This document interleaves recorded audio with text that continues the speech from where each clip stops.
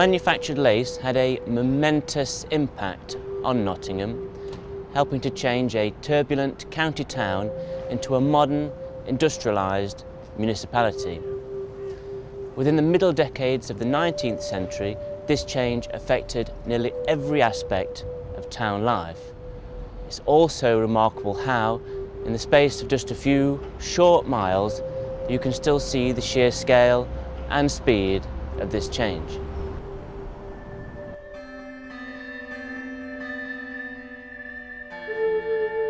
The manufacture of mechanised lace first emerged in the 1760s. The town's prosperity having been built on the hosiery industry, that is, the manufacture of cotton stockings using machines powered by hand. These machines were operated in the top floor rooms of small domestic workshops and naturally lit via long horizontal windows.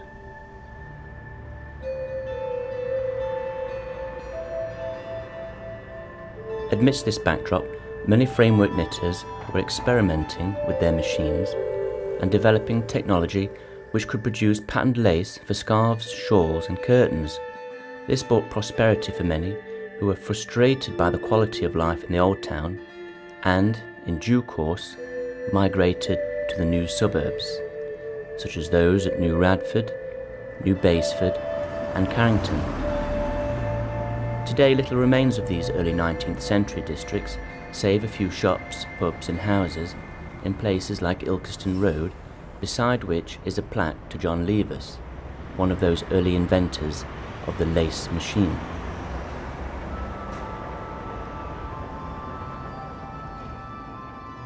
This new prosperity would have been short-lived were it not for two contributing factors during the 1840s. The growth of the railway network and the authorisation for the town to build on its neighbouring fields. The subsequent building boom of the 1850s saw houses built by the thousand and factories and warehouses by the hundred. In these buildings the industry had clearly progressed. Lace machines were no longer powered by hand, but now driven by steam power and operated by skilled lace workers.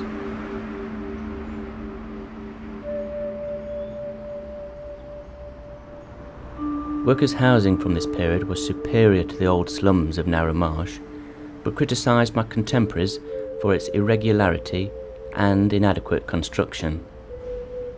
Perhaps the best surviving workers' housing from the 1850s can be found in places like Cromwell Street and Colville Terrace.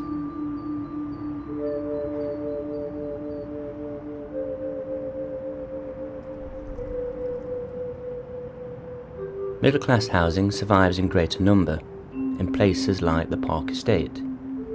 Here, on land sold by the Duke of Newcastle, many successful lace industrialists lived in housing that was largely designed by T.C. Hine.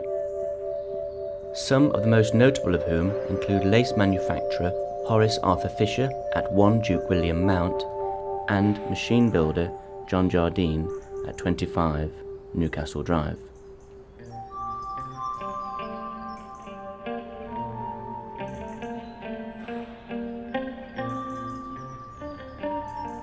The most visible sign of this success is the lace market. This was a concentration of warehouses built by various firms where lace was finished, marketed and sold. As such, the appearance of these buildings was given the utmost attention, the most notable of which are those off Stony Street, such as Adams, Birkin and Hayman. Thomas Adams was a Quaker from Newark, noted for his Christian ethics and paternalism. Richard Birkin was a self-made man from Belper who became Mayor of Nottingham on 4 occasions.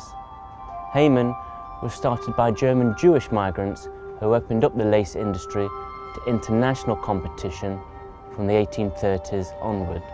Most employees in the lace warehouses were women, and although paid less than men, they had a degree of independence that was unusual in Victorian Britain.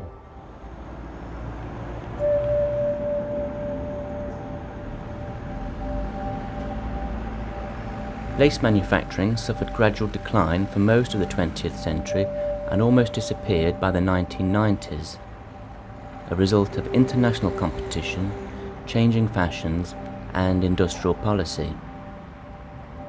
Today, the only surviving firm in the city centre is Roger Watson Laces on Weston Street in Hockley. It might seem that the history of lace has disappeared, but its legacy has had far-reaching consequences. The Arboretum, the Enclosure Walks, Albert Street, Victoria Street and Market Street were developed during the boom years of the mid-19th century and often under the civic leadership of lace industrialists like Richard Birkin.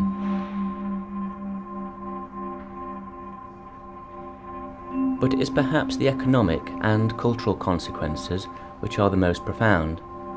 Industries such as Boots, Players and Raleigh grew out of the skills and consumer spending of the lace workers.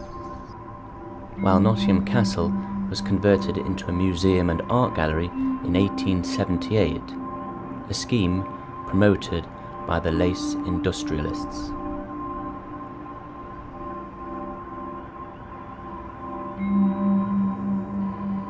The College of Art and Design, later Nottingham Trent University, was originally built in 1865 for the development of lace design. Likewise, the Arkwright building was originally financed from a secret donation believed to have been from Lewis Hayman.